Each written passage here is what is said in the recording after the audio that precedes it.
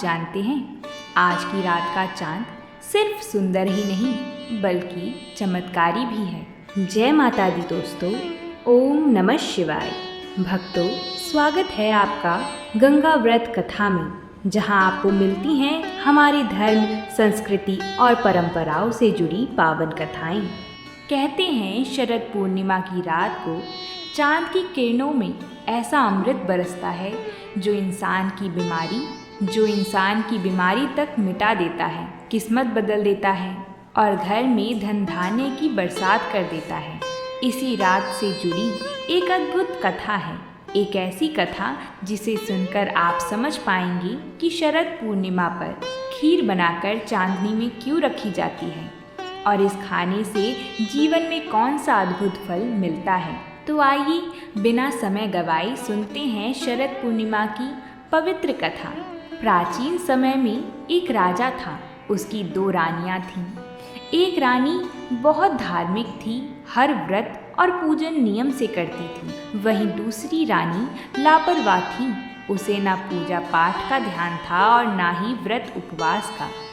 समय बीता, पहली रानी की सुंदर और स्वस्थ संतान हुई, लेकिन दूसरी रानी की संतान जन्म लेते ही बार बार बीमार पड़ती और मर जाती। वह दुखी होकर राजपुरोहित के पास गई और कारण पूछा। राजपुरोहित ने कहा, तुमने जीवन में कभी व्रत पूजन नहीं किया, इसलिए तुम्हें यह दुख मिला है। अब अगर तुम शरद पूर्णिमा का व्रत पूरी श्रद्धा से करोगी तो तुम्हारी संतान भी लंबी उम्र पाएगी। रानी ने मन लगाकर शरद पूर्णिमा का व्रत किया। रात को चंद्रमा की चांदनी में और अगली सुबह उस प्रसाद को परिवार के साथ खुद भी ग्रहण किया। कहते हैं उसी दिन से उसकी संतान स्वस्थ रहने लगी और लंबी उम्र पाई। तभी से यह परंपरा चली आ रही है कि शरद पूर्णिमा की रात को व्रत और खीर का विशेष महत्व है। शरद पूर्णिमा पर लक्ष्मी पूजन भी किया जाता है, साथ ही में पूर्णिमा की व्रत कथा को भी सुना जाता है। आइए अगली कथा को सुनते हैं। पौराणिक कथा के अनुसार एक नगर में एक साहूकार की 2 पुत्रियां रहती थीं। दोनों ही पूर्णिमा का व्रत रखती थीं। बड़ी पुत्री व्रत पूरा करती थी, लेकिन छोटी पुत्री व्रत को बीच में ही अधूरा छोड़ देती थी, जिसके कारण छोटी पुत्री को संतान प्राप्ति में दिक्कतों का सामना करना पड़ रहा था। उसकी संतान जन्म लेते ही मृत्यु को प्राप्त हो जाती थी। जब छोटी पुत्री ने पंडितों से जाकर इसका कारण पूछा तो उन्होंने बताया कि ऐसा तुम्हारी व्रत अधूरा छोड़ने के कारण हो रहा है। वहीं इसका उपाय पूछने पर यदि तुम पूर्णिमा के व्रत को पूरा विधि विधान के साथ करोगी तो निश्चित ही तुम्हें संतान की प्राप्ति होगी। पंडितों की सलाह पर उसने पूरे विधि विधान के साथ पूर्णिमा का व्रत पूरा किया, जिसके परिणाम स्वरूप उसके यहाँ बेटा हुआ। लेकिन कुछ समय के बाद वह भी मर गया। इसके बाद उसने बच्चे की देह को एक पट्टे पर लिटाकर ऊपर से कपड़ा ढक दिया। फिर वह अपनी बड़ी बहन को बुलाकर लाई और उसे उसी पट्टे पर बिठाने लगी। बड़ी बहन जब उस पर बैठने लगी तो उसका लहंगा बच्चे को छू गया और वह जीवित होकर रोने लगा। यह देखकर उसकी बड़ी बहन ने कहा कि तू मुझे कलंक लगाना चाहती थी, मेरे बैठने से यह मर जाता। इस पर छोटी बहन ने उत्तर दिया कि यह बच्चा तो पहले से ही मृत था, बल्कि तेरे ही भाग्य से यह जीवित हो गया है। इसके बाद दोनों बहनों ने सभी नगरवासियों को पूर्णिमा का व्रत रखने की सलाह दी। हे प्रभु, इस कथा को कहने वाली, सुनने वाली और हुंकार भरने वाली सभी पर अपनी कृपा करना, सभी को संतान देना, सभी के संतान की रक्षा करना। अगर आप सभी ने यहाँ तक कथा को सुना है तो वीडियो को लाइक ज़रूर कर दें, क्योंकि आपके एक लाइक करने से यह कथा और 5 माताओं बहनों को भेजी जाती है। अब हम सभी तीसरी कथा को प्रारंभ करते हैं, जिसे भगवान श्री कृष्ण ने यशोदा मैया को सुनाई थी। द्वापर युग में एक समय की बात है। यशोदा मैया श्री कृष्ण भगवान से कहती हैं, हे कृष्ण, तुम सारी संसार की पालन करता, पोषक तथा उसके संहार करता हो। आज कोई ऐसी व्रत मुझे कहो जिसके करने से मृत्यु लोक में स्त्रियों को विधवा होने का भय ना रहे तथा यह व्रत सभी मनुष्यों के लिए मनोकामनाएं पूर्ण करने वाली हो। श्री कृष्ण कहने लगे, हे माता, तुमने अति सुंदर प्रश्न किया है। मैं तुम्हें ऐसी ही व्रत की एक कथा कहता हूँ। सौभाग्य की प्राप्ति के लिए स्त्रियों को 32 पूर्णमासी का व्रत करना चाहिए। इस व्रत के करने से स्त्रियों को सौभाग्य संपत्ति मिलती है। यह व्रत अचल सौभाग्य देने वाला एवं भगवान विष्णु के प्रति मनुष्य मात्र की भक्ति को बढ़ाने वाला है। यशोदा जी कहने लगी, हे कृष्ण, सर्वप्रथम इस व्रत को मृत्युलोक में किसने किया था, इसके विषय में विस्तार पूर्वक मुझसे कहो। श्री कृष्ण जी कहने लगे कि इस भूमंडल पर एक अत्यंत प्रसिद्ध राजा चंद्रहास से पालित अनेक प्रकार के रत्नों से परिपूर्ण कार्तिका नाम की एक नगरी थी। वहाँ पर धनेश्वर नाम का एक ब्राह्मण रहता था और उसकी स्त्री अति सुशीला रूपवती थी। दोनों ही उस नगरी में बड़े प्रेम के साथ रहते थे। घर में धन धान्य आदि की कमी नहीं थी, परंतु उनको एक बड़ा दुख था कि उनकी कोई संतान नहीं थी। इस दुख से वह अत्यंत दुखी रहते थे। एक समय की बात है, एक बड़ा तपस्वी योगी उस नगरी में आया। वह योगी उस ब्राह्मण के घर को छोड़कर अन्य सब घरों से भिक्षा लाकर भोजन किया करता था। रूपवती से वह भिक्षा नहीं लिया करता था। उस योगी ने एक दिन रूपवती से भिक्षा ना लेकर किसी अन्य घर से भिक्षा लेकर गंगा किनारे जाकर मिली हुई भिक्षा को प्रेम पूर्वक खा रहा था कि तभी धनेश्वर ने योगी का यह सब कार्य किसी प्रकार से देख लिया। अपनी भिक्षा के अनादर से दुखी होकर धनेश्वर योगी से बोला, हे महात्मन, आप सब घरों से भिक्षा लेते हैं, परंतु मेरे घर की भिक्षा कभी नहीं लेते। इसका क्या कारण है? योगी ने कहा, हे राजन, निसंतान घर की भिक्षा पतितों के अन्न के तुल्य होता है, और जो पतितों का अन्न खाता है वह भी पतित हो जाता है। क्योंकि तुम निसंतान हो, अंततः पतित हो जाने के भय से मैं तुम्हारे घर की भिक्षा नहीं लेता हूँ। धनेश्वर यह बात सुनकर अपने मन में बहुत दुखी हुआ और हाथ जोड़कर योगी के पैरों पर गिर पड़ा तथा आर्तभाव से कहने लगा, हे महाराज, यदि ऐसा है तो आप मुझको पुत्र प्राप्ति का उपाय बताइए। आप सर्वज्ञ हैं, मुझ पर अवश्य ही यह कृपा कीजिए। धन की मेरे घर में कोई कमी नहीं है, परंतु पुत्र ना होने के कारण मैं अत्यंत दुखी हूँ। आप मेरे इस दुख का हरण करें, आप सामर्थ्यवान हैं। यह सुनकर योगी कहने लगे, हे ब्राह्मण, तुम चंडी माता की आराधना करो। तभी घर जाकर उसने अपनी स्त्री से सब वृतांत कहा और स्वयं तप के लिए वन में चला गया। वन में जाकर उसने चंडी की उपासना की और उपवास किया। चंडी माता ने उसे 16वें दिन स्वप्न में दर्शन दिए और कहा, हे धनेश्वर, जा, तेरे पुत्र होगा, परंतु वह 16 वर्ष की आयु में ही मृत्यु को प्राप्त हो जाएगा। यदि तुम दोनों स्त्री पुरुष 32 पूर्णमासी का व्रत विधि पूर्वक करोगे तो वह दीर्घायु होगा। जितनी तुम्हारी सामर्थ्य हो, आटे के दिए बनाकर शिव जी का पूजन करना, परंतु पूर्णमासी को 32 हो जाने चाहिए। प्रातः काल होने पर इस स्थान के समीप ही तुम्हें एक आम का वृक्ष दिखाई देगा। उस पर तुम चढ़कर एक फल तोड़कर शीघ्र अपने घर चले जाना। तब शंकर भगवान की कृपा से ही उसको गर्भ हो जाएगा। जब वह ब्राह्मण प्रातः काल उठा तो उसने उस स्थान के पास ही एक आम का वृक्ष देखा, जिस पर एक अत्यंत सुंदर आम का फल लगा हुआ था। उस ब्राह्मण ने उस आम के वृक्ष पर चढ़कर उस फल को तोड़ने का प्रयत्न किया, परंतु वृक्ष पर कई बार प्रयत्न करने पर भी वह ना चढ़ पाया। तब तो उस ब्राह्मण को बहुत चिंता हुई और उसने विघ्न विनाशक श्री गणेश जी की वंदना करी। हे दयानिधान, अपने भक्तों के विघ्नों का नाश करके उनके मंगल कार्य को करने वाली, दुष्टों का नाश करने वाली, रिद्धि सिद्धि को देने वाली, आप मुझ पर कृपा करके इतना बल दे दें कि मैं अपने मनोरथ को पूर्ण कर सकूं। इस प्रकार गणेश जी से प्रार्थना करने के बाद उनकी कृपा से धनेश्वर वृक्ष पर चढ़ गया और उसने एक अति सुंदर आम का फल देखा।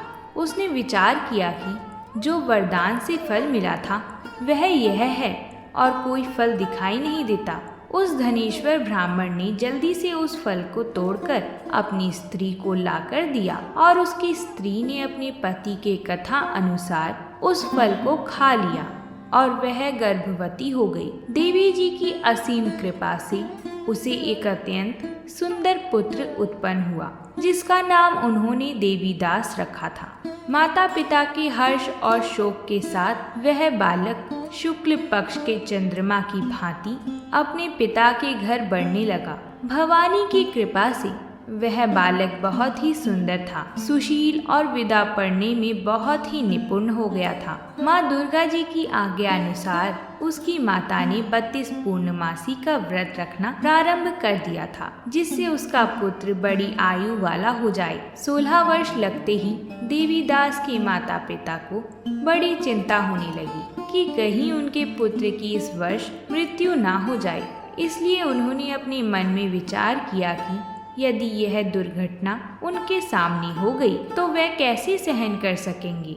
इसलिए उन्होंने देवीदास की मामा को बुलवाया और कहा कि हमारी इच्छा है कि देवीदास 1 वर्ष काशी में जाकर विद्या ग्रहण करे और उसको अकेला भी नहीं छोड़ना चाहिए, इसलिए साथ में तुम चले जाओ और 1 वर्ष पश्चात इसको वापस लौटा लाना। सब प्रबंध करके उसके माता पिता ने काशी जाने के लिए देवीदास को एक घोड़े पर बैठाकर उसके मामा को उसके साथ विदा किया, किंतु यह बात उसके मामा या किसी और अन्य इंसान को नहीं पता थी। धनेश्वर ने अपने पुत्र की मंगल कामना के लिए तथा दीर्घ आयु के लिए भगवती दुर्गा की आराधना शुरू कर दी और पूर्णमासियों का व्रत करना आरंभ कर दिया।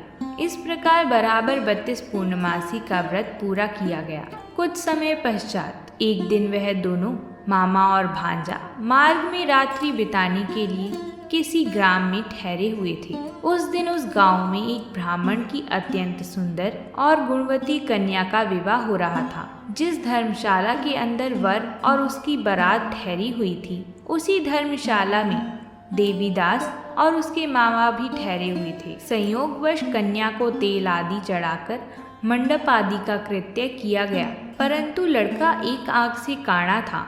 वर के पिता ने अपनी चतुराई से परामर्श करके निश्चय किया कि यह देवीदास मेरे पुत्र जैसा ही सुंदर है, मैं इसके साथ ही लगन करा दूं और बाद में विवाह के अन्य कार्य मेरे लड़के के साथ हो जाएं। ऐसा सोचकर देवीदास के मामा से जाकर वह बोला, तुम थोड़ी देर के लिए अपने भांजे को हमें दे दो, जिससे विवाह के लगन का सब कृत्य सुचारू रूप से हो सके। तब उसका मामा कहने लगा कि जो भी वस्तुएं कन्यादान के समय वर को मिले वह सब हमें दे दिया जाएगा, तो मेरा भांजा इस बारात का दूल्हा बन जाएगा। यह बात वर के पिता ने स्वीकार कर ली और उसने अपने भांजे को वर बनाने को भेज दिया। देवीदास के साथ सब विवाह कार्य रात्रि विधि पूर्वक संपन्न हो गए, परंतु पत्नी के साथ वह भोजन ना कर सका और अपने मन में सोचने लगा कि ना जाने ये किसकी स्त्री होगी। वह एकांत में यह बात सोच रहा था कि तभी उसके आंखों में से आंसू आ गए। तब वधू ने पूछा कि क्या बात है जी, आप इतने उदासीन व दुखी क्यों हो रहे हैं। तब उसने सब बातें जो वर के पिता व उसके मामा में हुई थी उसको बतला दी। तब कन्या कहने लगी कि यह ब्रह्म विवाह के विपरीत कैसे हो सकता है। देव, ब्राह्मण और अग्नि के सामने मैंने आपको ही अपना पति बनाया है, इसलिए आप ही मेरे पति हैं। मैं आपकी ही पत्नी रहूंगी, किसी अन्य की कदापि नहीं। तब देवीदास ने कहा, ऐसा मत करिए, क्योंकि मेरी आयु बहुत थोड़ी है। मेरे पश्चात आपकी क्या गति होगी, इन बातों को अच्छी तरह विचार लो। परंतु वधू दृढ़ विचार वाली थी। वह बोली कि जो आपकी गति होगी वही मेरी गति होगी। हे स्वामी, आप उठिए और भोजन करिए, आप निश्चय ही भूखे होंगे। इसके बाद देवीदास और उसकी पत्नी दोनों ने भोजन किया तथा शेष रात्रि वह सोते रहे। प्रातः काल देवीदास ने अपनी पत्नी को 3 नागों से जड़ी हुई एक अंगूठी दी, एक रुमाल दिया और बोला, हे प्रिय, इसे लो और संकेत समझकर स्थिर चित हो जाओ। मेरा मरण और जीवन जानने के लिए एक पुष्प वाटिका बना लो, उसमें सुगंधित वाली एक नव मलिका लगा लो, उसको प्रतिदिन जल से सींचा करो और आनंद के साथ खेला कूदा करो तथा उत्सव मनाओ। जिस समय और जिस दिन मेरा प्राणांत होगा, ये फूल सूख जाएगा और जब ये फिर हरे हो जाएंगी तो जान लेना कि मैं जीवित हूँ। यह बात निश्चय करके समझ लेना, इसमें कोई संशय नहीं है। यह समझाकर वह चला गया। प्रातः काल होते ही वहाँ गाजे बाजे बजने लगे और जिस समय विवाह के कार्य समाप्त करने के लिए वर तथा सब बाराती मंडप में आए तो कन्या ने वर को भली प्रकार से देखकर अपने पिता से कहा कि यह मेरा पति नहीं है, मेरा पति वही है जिसके साथ रात्रि में मेरा पाणी ग्रहण हुआ था। इसके साथ मेरा विवाह नहीं हुआ है। यदि यह वही है तो बताएं कि मैंने इसको क्या दिया। मधुपर्क और कन्यादान के समय जो मैंने आभूषण आदि दिए थे उन्हें दिखाएं तथा रात में मैंने क्या गुप्त बातें करी वह सब सुनाएं। पिता ने उसके कथा अनुसार वर को बुलवाया। कन्या की यह सब बातें सुनकर वह कहने लगा कि मैं कुछ नहीं जानता। इसके पश्चात वह खुद और सारी बारात भी अपमानित होकर वह वहां से लौट गए। भगवान श्री कृष्ण बोले, हे माता, इस प्रकार देवीदास काशी में विद्यन के लिए चला गया। जब कुछ समय बीत गया तो काल से प्रेरित होकर एक सर्प रात्रि के समय उसको डराने के लिए वहां पर आया। उस विषधर के प्रभाव से उसके शयन का स्थान चारों ओर से विष की ज्वाला से विषैला हो गया था, परंतु व्रत राज के प्रभाव से उसको काटने ना पाया, क्योंकि पहले ही इसकी माता ने 32 पूर्णिमा का व्रत कर रखा था। इसके बाद मध्या के समय स्वयं काल वहां पर आए और उसके शरीर से उसके प्राणों को निकालने का प्रयत्न करने लगे, जिससे वह मूर्छित होकर पृथ्वी पर गिर पड़ा। भगवान की कृपा से उसी समय पार्वती जी के साथ भगवान शंकर जी वहां पर आ गए। उसको बेहोश देखकर पार्वती जी ने भगवान शंकर जी से प्रार्थना की, हे महाराज, इस बालक की माता ने पहले ही 32 पूर्णिमा का व्रत किया था, जिसके प्रभाव से हे भगवान आप इसको प्राण दान दे। माँ भवानी के कहने पर भगवान शंकर जी ने उसको प्राण दान दिया। इस व्रत के प्रभाव से काल को भी पीछे हटना पड़ा और देवीदास स्वस्थ होकर बैठ गया।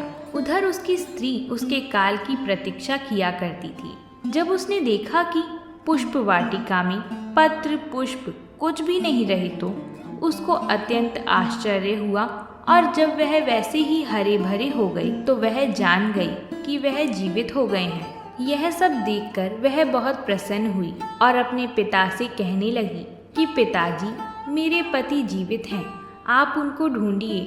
जब 16 वर्ष व्यतीत हो गए तो देवीदास भी अपने मामा के साथ काशी से चल दिया। इधर उसके ससुर उसे ढूंढ रहे थे। वह अपने घर से जाने वाले ही थे कि वह दोनों मामा भांजा वहां पर आ गए। उसको आया देखकर उसका ससुर बड़ी प्रसन्नता के साथ अपने घर में ले गया। उस समय नगर के निवासी भी वहां इकट्ठे हो गए और सबने निश्चय किया कि अवश्य ही इसी बालक के साथ इस कन्या का विवाह हुआ था। उस बालक ने जब कन्या को देखा तो उसने पहचान लिया, यह तो वही है जो संकेत करके गए थे। उसके पश्चात सभी कहने लगी कि भला हुआ जो यह आ गए। सब नगरवासियों ने आनंद मनाया। कुछ दिन बाद देवीदास अपनी पत्नी और मामा के साथ अपने ससुर के घर से बहुत सा उपहार आदि लेकर अपने घर के लिए प्रस्थान किया। जब वह अपने गांव के निकट आ गया तो कई लोगों ने उसको देखकर उसके माता पिता को पहले ही जाकर खबर दे दी, तुम्हारा पुत्र देवीदास अपनी पत्नी और मामा के साथ आ रहा है। ऐसा समाचार सुनकर पहले तो उन्हें विश्वास नहीं हुआ, किंतु जब और लोगों ने उनकी बातों को समर्थन किया तो उनको बड़ा आश्चर्य हुआ। लेकिन थोड़ी देर में देवी दास ने आकर अपने माता पिता के चरणों में अपना सिर रखकर प्रणाम किया और उसकी पत्नी ने अपने सास ससुर के चरणों को स्पर्श किया तो माता पिता ने अपने पुत्र और पुत्रवधू को अपने हृदय से लगाया। यह सब देखकर दोनों पति पत्नी के आंखों से आंसू आने लगे। अपने पुत्र और पुत्रवधू के आने की खुशी में धनेश्वर ने बड़ा भारी उत्सव किया और ब्राह्मणों को भी बहुत सी दान दक्षिणा देकर प्रसन्न किया। श्री कृष्ण जी कहने लगे कि इस प्रकार धनेश्वर 32 पूर्णिमा के व्रत के प्रभाव से पुत्रवान हो गया। जो भी स्त्री इस व्रत को करती है वह जन्म जन्मांतर में दुख नहीं भोगती और सदैव सौभाग्यवती रहती है। यह व्रत पुत्र पौत्रों को देने वाला तथा संपूर्ण मनोकामनाओं को पूर्ण करने वाला है। 32 पूर्णिमाओं के व्रत करने से व्रती की सब इच्छाएं भगवान शिव जी की कृपा से पूर्ण हो जाती हैं। जय शिव शंकर। उम्मीद करती हूँ आपको कथा पसंद आई होगी। अगर कथा पसंद आई है तो वीडियो को लाइक करें, चैनल को सब्सक्राइब करें और इस वीडियो को अपने भाई बंधुओं के साथ शेयर ज़रूर करें। तो अब हम आपसे कल मिलते हैं एक नई कथा के साथ। तब तक के लिए प्रेम से बोलिए जय माता दी।